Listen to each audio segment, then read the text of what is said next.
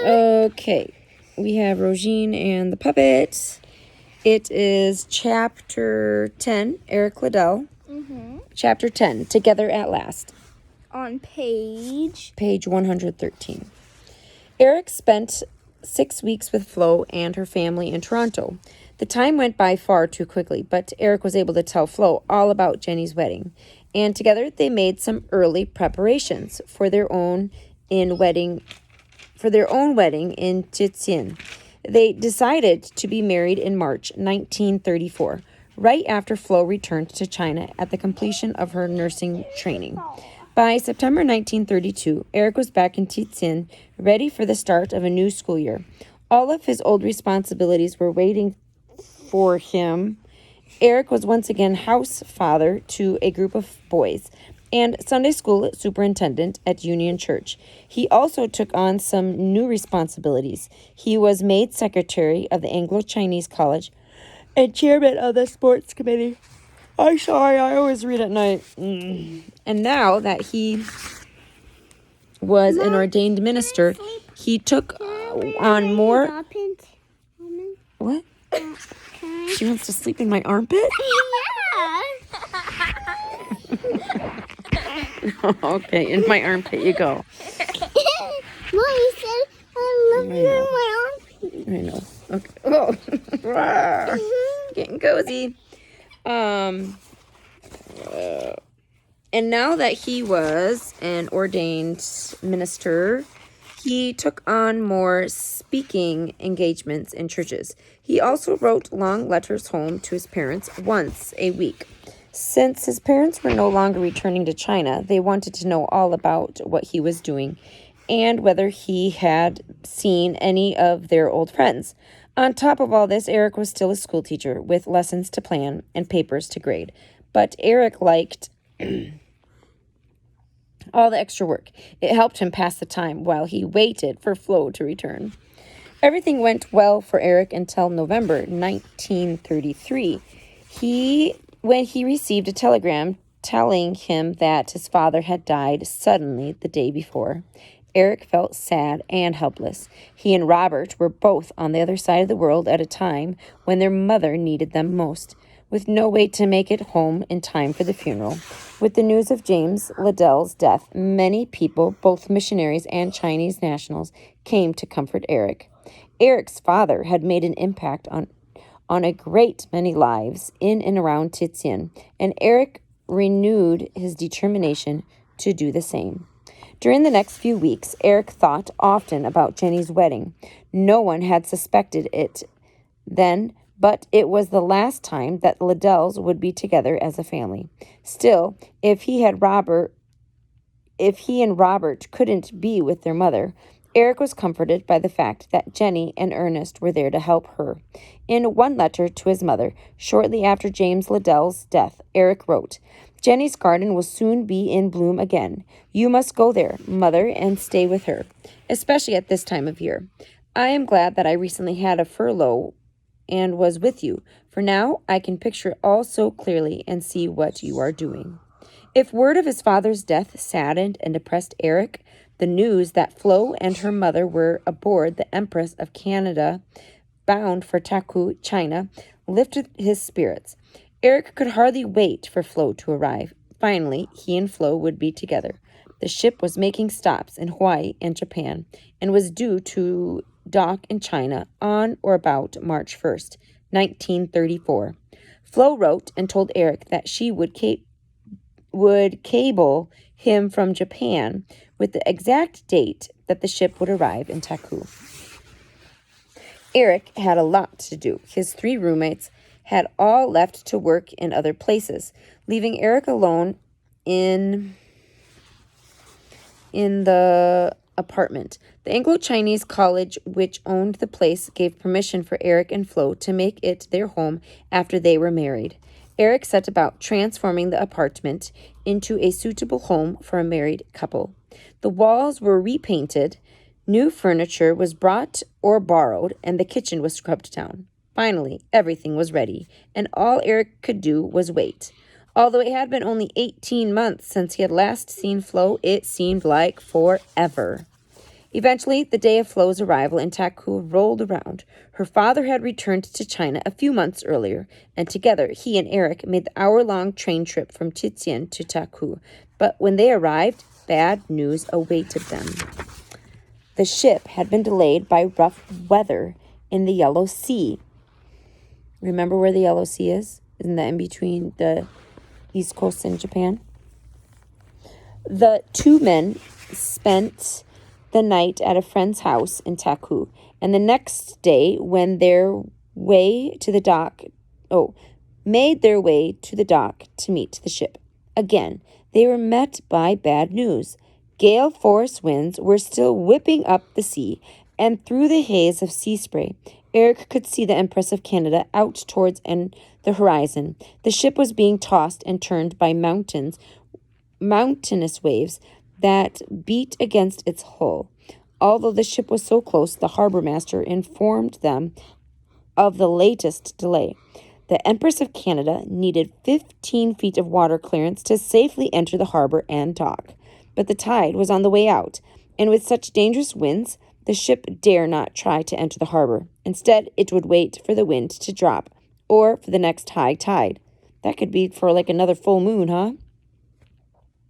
Dejected, Eric and Mr. Mackenzie made the trek back to their friend's home. No sooner had they arrived there than news came about the ship was being battered so fiercely by the wind and the waves that the captain had decided to risk docking it during the storm. By the time they got back to the harbor, the Empress of Canada was pulling parallel to the dock. Tugboats had begun to maneuver the ship closer, when a huge gust of wind caught the ship and spun its sterns towards the dock. Onlookers gasped and shut their eyes, waiting for the sound of tearing metal as the dock and the ship collided. Fortunately, that did not happen. The tugs frantically pulled on the stern lines, and slowly the ship straightened. Finally, longshoremen scrambled for the ropes thrown from the Empress of Canada. They placed them over the bulwarks, then lined the edge of the dock, and soon the ship was tied up securely. A gangway was swung into place, and Eric waited anxiously for Flo to walk down it. Finally, Eric spotted Flo. He grinned broadly and hurried to the end of the gangway to greet her. Once they were together, it was hard to know what to talk about first. Flo's exams, the voyage from Canada, the trip Flo had made to Scotland several months earlier to visit Eric's mother, or the colors Eric had chosen for the walls of their new home. All the topics merged, one into another, and the two of them talked until 5 the next morning, when it was time to catch the train back to Ch.10. 3 weeks later, on March 27th, 1934, Florence Mackenzie and Eric Liddell were married at Union Church in Ch.10. The popular couple's wedding drew a huge crowd. Yeah, indeed. A report of the ceremony was carried on the front page of the newspapers in both Ch.10 and Peking. The newlyweds took a brief honeymoon in Peiping, a few miles to the west of Ch.10, before returning to settle in Eric's apartment. Flo had a great time arranging everything. She pulled all Eric's trophies and medals from the boxes he'd stuffed them in years before. She insisted on hanging them on the walls or displaying them on the mantelpiece. At first, Eric found it difficult to... Everybody be quiet. What? I'm farting. To get used to seeing all of his trophies out where others could see them. He was concerned that people might think he was showing off, but he could see that Flo was proud of them, so he let her have her way, as any good husband would do, right? Inside Eric and Flo's new home, there was lots of laughter and fun. Outside, though, the storm clouds of war were continuing to gather. No one knew just what would happen, but everyone agreed that things could not continue as they had in the past. England's golden days in China were drawing to a close. China wanted to take control of her own destiny. The big question to be answered was, what was her destiny? Would it be a China controlled by nationalist government or government controlled by the communists who continued to gain power in the countryside? And what about the Japanese? Neither the communist nor the nationalist seemed to be able to stop fighting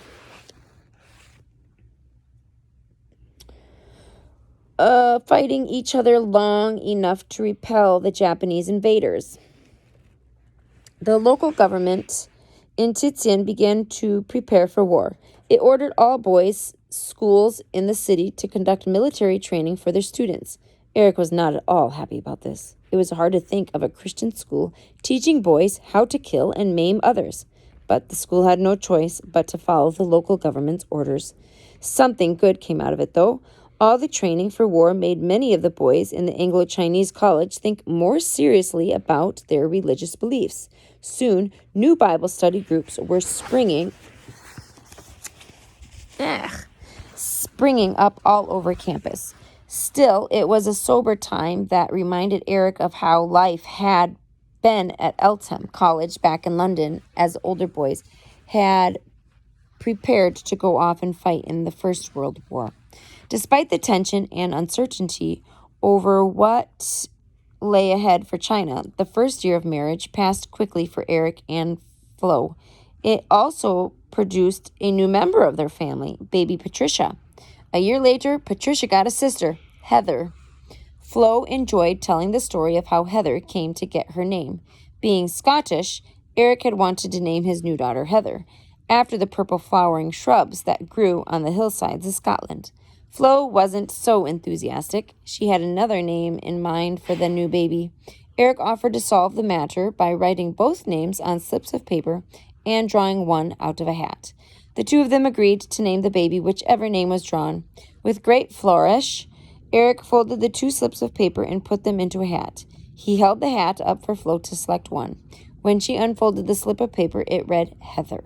Flo stuck to the agreement and announced that the baby would be called Heather. Finally, Eric burst out laughing. He dipped his hand into the hat and pulled out the other piece of paper. It had Heather written on it, too. Flo laughed with him. If Eric wanted that badly to have his second daughter named Heather, he could have his way. What, Suri? What? What? Baby bud, baby bud, baby bud. The summer of 1936 should have been happy and carefree for the Liddells, but it turned out to be a time of serious consideration about their future. Not about their future, but about their future in China. Flo and the girls went off to the beach town of Pai Teho to escape the heat of Ch.10. In August, Eric was to join them for several weeks' vacation. However, in July, Eric was asked to meet with the board of directors of the District Council of London Missionary Society, which financially supported him and his new family. At the meeting, the directors told Eric about the very difficult situation they were in. It was a matter of distribution, they said. Too many of their missionaries were in the cities, where life was going on fairly normally, and too few were in the countryside, where there was terrible destruction from the ongoing fighting. The London Missionary Society leaders in England were putting pressure on local board of directors to take some of the teachers from Ch.10 and send them to the one of the hardest hit areas, Xiaoqing. Eric nodded silently as he listened to what was being said. Of course, your name was one of the first to come up, said the board chairman. We know you spent some of your childhood in Xiaoqing, and your brother Robert is a doctor in our hospital there. Being an ordained minister, you would be a perfect choice to be a village evangelist there. But there is one thing that makes this difficult, said another board member. The plans are no place for a wife and small children. The conditions there are terrible. There's fighting everywhere, and no one can keep up with who is winning or whose side anyone is on. It's a complete mess. The peasants and farmers have given up on the nationalists and think the communists might be able to help them more. The warlords are fighting hard to keep their control over the peasants, and while everyone is fighting among themselves, the Japanese are silently and efficiently moving south. Yes, Xiaoqing is no place for women and small children, echoed the board chairman. I hear it has become quite desperate in Xiaoqing, agreed Eric. My brother tells me in his letters some of what is going on. Last week he wrote about the babies who have been brought to the hospital because their mothers have been killed in the fighting. He said the nurses were trying to save the babies' lives with soybean products, but most of the babies died without their mother's milk. Then you know what you'll be up against, said another board member. All in all, we think you would be the best person to send there. Unfortunately, as we pointed out, it's no place for a wife or children. You would have to leave them in Ch.10 and come back for regular visits. Eric sat quietly for several weeks. There had been talk in staff room at the Anglo-Chinese College that something like this might happen. Eric had thought they might ask him to go, even though he'd been on staff at the college for 10 years now. He never expected, however, that it would mean being separated from his new family. He didn't know what to say. As the meeting drew to a close, the board chairman cleared his throat and spoke. Anyway, it's not something you have to decide right away. We wouldn't send you until the end of the next school year. Talk to your wife about it, and we'll call you in to hear what you have to say in October. Thank you, replied Eric. This is not a decision I can make lightly. I'll pray about it and talk to my wife. As the train chugged closer to Paiteaho, Eric was still thinking about his meeting. He wondered how to tell Flo what the district council had asked him to do, and more important, he wondered whether it was the right thing for him to do. He was going to have to do a lot of serious thinking and praying during his summer vacation. That concludes Chapter 10.